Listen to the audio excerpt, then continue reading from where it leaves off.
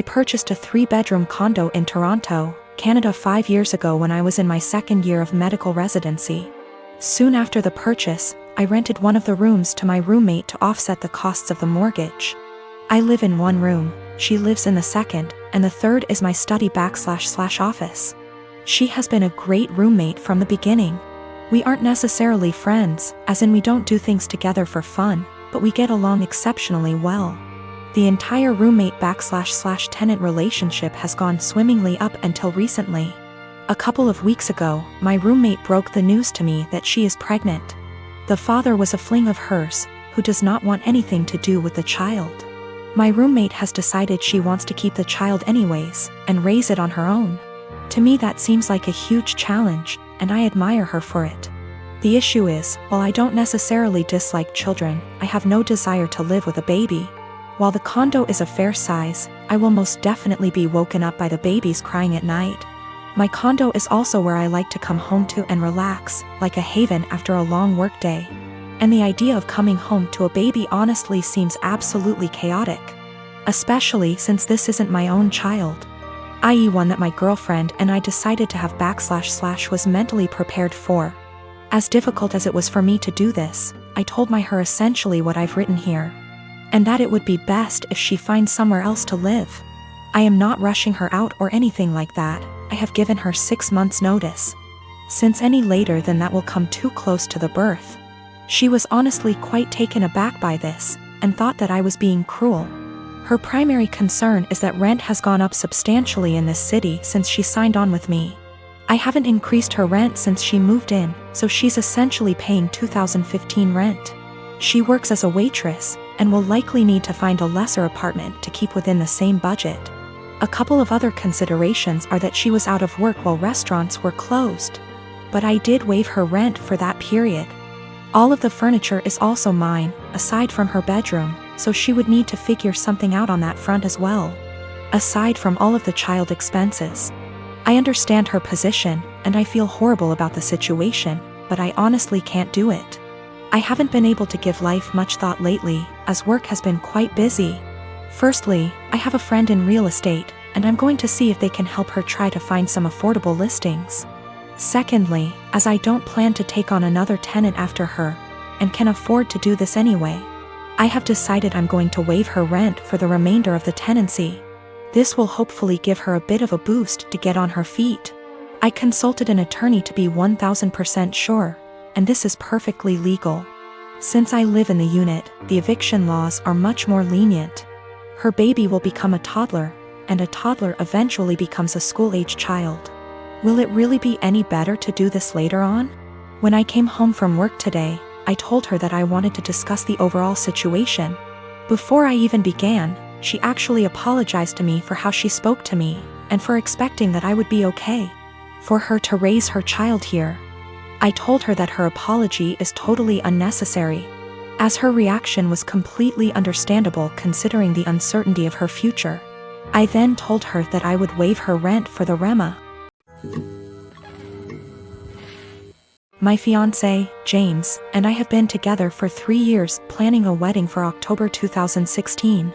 A few months before we met, James bought a brand new home in a newer subdivision. We recently refinanced it and added my name. Before me, James dated a woman, Britt, for about 7 months. She's never been to this current house. From what he's told me, they broke up when he decided they weren't as compatible. The breakup was rough, to the point where he and neighbors called the police when she wouldn't leave his front yard and was screaming at 10 p.m. at night. This is all from what he and his sister have told me. I don't have a reason to not believe them. I've only had a few run-ins with Britt. These have been at restaurants or just coincidences out in public. We never spoke up until now. The problem, Britt has bought a house in the same subdivision that we live in. We even share a cul-de-sac. The only reason we found out about this is from a flyer we got welcoming her to the neighborhood. Our subdivision is very community-oriented. James insists he's never told her where he lives and hasn't spoken to her since the night he called the police. We both brushed it off as a coincidence, but lately it's becoming very weird. Here's why. I work for a company that allows me to work from home 3 out of the 5 days. Our home is a ranch and my office window faces the street, I'm not sure what Brit does for a living, but she does not work during the day. From about noon until 3, she spends her time walking up and down our street. When she passes our house, she doesn't take her eyes off of it. It's almost like she can see me in the office. She'll even stop in front of our house and stretch there for about 5 minutes. Every day anyone is at home. It makes me uncomfortable to the point where I have all of our blinds closed during the day. I understand the need for exercise, but she walks for 3 hours just going up and down our street. Another issue is when either James or I are outside with the dog, she'll let her dog outside and it will come sprinting to our yard. This causes her to come and get her dog. Every time she says, "I'm sorry, we're still working on training." James and I are always polite. Normally, I would be okay with this, but James has pointed out that any other time she lets her dog out and we're not outside, she'll immediately correct him before he runs off. She never corrects him when we're outside. We've been getting ding-dong ditched a lot since she's moved in. Something that's never happened in the 4 years that James owned the house. The doorbell will ring around dinner time, between 6 and 8, and by the time anyone gets to the door, no one will be there. It's gotten to the point where our Doberman has picked up the routine and waits by the front door, pacing. The last issue, which I believe might be illegal, is that our mail seems to go missing for a while and then pop back up. What I mean is, Brit will knock on our door and say that she received our mail and is just returning it. This has never happened with the previous owners in her house. We don't have a new mail carrier either. It seems to happen once a week and she'll always bring it on a Friday night. Based on the date on the envelopes, we can tell she's been holding it all week. This has pushed James over the edge because she had our water bill, which resulted in us being 2 days late on the payment. James is neurotic when it comes to paying bills. Every time I have to convince him not to go over and yell at her because we haven't actually caught her taking it out of our mailbox as much as I try to monitor it. She usually gets 2 days worth of mail because those are the days I'm not working from home. The other days I get it right away. I'm not sure what to do at this point. I don't want to piss her off by confronting her, but how can I get her to stop? She's making us nervous and I feel uncomfortable in my own yard most of the time because I know she is watching. I know this sounds strange, but I'm not sure if I can legally do anything about it. I don't have anything against her, it's just becoming an annoyance. My wife and I have been together for 3 years. I have a daughter from my previous marriage. She's 14. I also have a stepson who tends to be rude at times but civil enough around adults. He's 16. He and his stepsister get along well. No arguing. No yelling, even better than most siblings I know, which is great, and it's quite a relief to see them loving and respecting each other. We have 2 bathrooms in the house. My daughter only uses the smaller one, since it's always available, unlike the main bathroom that me, my stepson and wife often use. I've recently received some money and decided to renovate the small bathroom that my daughter uses, since she complained about things needing to be fixed. I started the renovation 2 days ago, while my daughter uses the main bathroom as an alternative. There were no issues until my wife pulled me aside saying my daughter's been leaving period products inside the bathroom, and it wasn't right 'cause my stepson would see them. I asked my wife for more clarification, and turns out my daughter gets rid of her used pads by putting them in the trash can inside the bathroom. I told my wife there was nothing wrong with that, so what's the problem? She gave me a look, called me an ignorant, then dropped it. This morning she looked upset and told me my stepson went inside the bathroom after my daughter got out, and probably saw her used pads in the bathroom. I asked if she meant the trash can, and it was confirmed. She then proceeded to tell me to ask my daughter to stop using the main bathroom even though the small one is still in the process of being renovated. I absolutely lost my shit and told her she was making a ridiculously unreasonable demand. Told her it's my daughter's house too. Where is she supposed to go if she can't use both bathrooms? We started arguing back and forth until she said she'd talk to her, but I told her to stop it. She just kept giving me the cold shoulder for hours now, even though my stepson said nothing about this issue as she claims it to be. My wife said she was trying to be a parent, but I treat her as an outsider to my daughter. That's not true. I might have been harsh on her, but in my opinion she wasn't trying to parent, she was being unreasonable. I might be wrong, I just don't see her point. My wife is an incredibly private person, but that doesn't mean she can get others to follow. The trash can we have has a lid. It's a step-on trash can that doesn't require hands. My stepson isn't even aware of what his mom's talking about. He can barely look around, he always has his phone glued to his face, and he doesn't pay attention to anything. I manage a team of employees in a very specialized industry.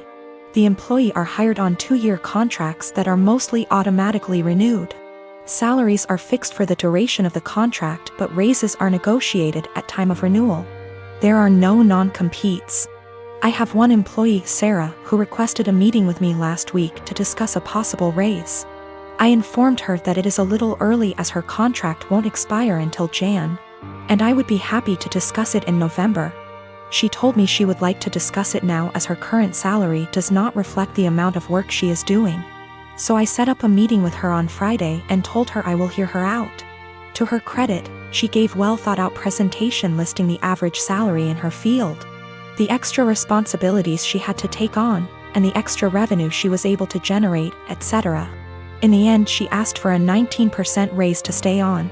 This was a substantial jump, but I thought she made some good points and, with inflation being what it is, I can sell it to the managing partner that we are locking down a good employee for 2 more years. After the presentation, I told her I will just approve the raise and talk to the managing partner about starting her new contract early. Since the only things we are changing are the salary numbers, we can have the new contract ready for her to sign by Tuesday. She seemed very surprised that I did not try to negotiate and looked a little shell-shocked that the meeting was over so quickly. So anyways, I spent the entire weekend selling the raise to the partners and harassing legal to get the documents ready. However, when I gave her the documents to sign this morning, she asked for another meeting to discuss salary. She informed me that after doing more research over the weekend, her pay is still not reflective of all the work she is doing. At this point, I got pretty annoyed and told her that we can discuss in 2 years.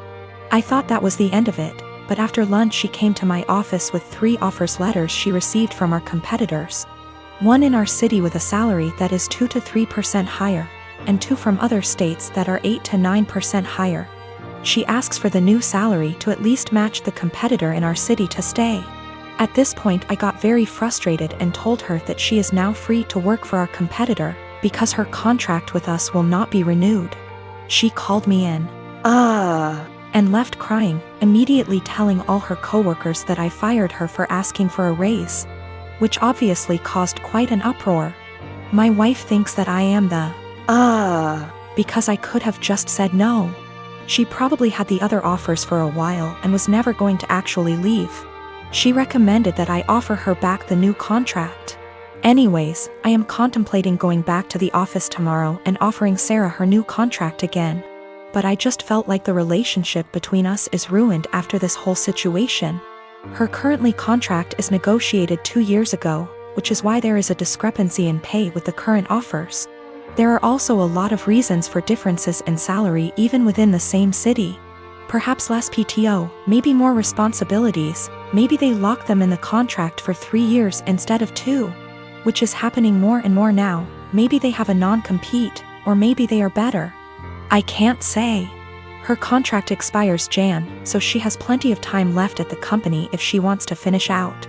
Sarah is WFH today, so I sent her an email apologizing for overreacting yesterday, and informing her that she is an important member of our team and that I worked really hard to get her the raise she initially requested. The new offer still stands provided she return the signed contract to me today before 5 p.m. I would be happy to execute it immediately and get her sorted out before the next payment period. She emailed back also apologizing for her reaction yesterday and said that she enjoyed working here and feels like she really has an opportunity to grow. But she then ended the email asking if I would still be willing to reconsider upping the offer to match her other offer. At this point, I just can't even anymore.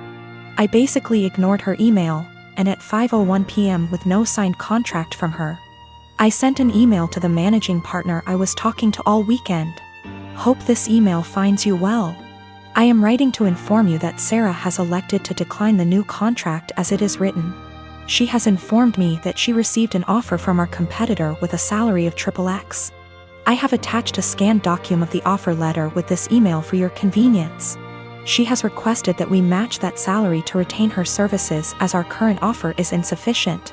As of right now, her contract expires January 22nd. Please advise on the next steps.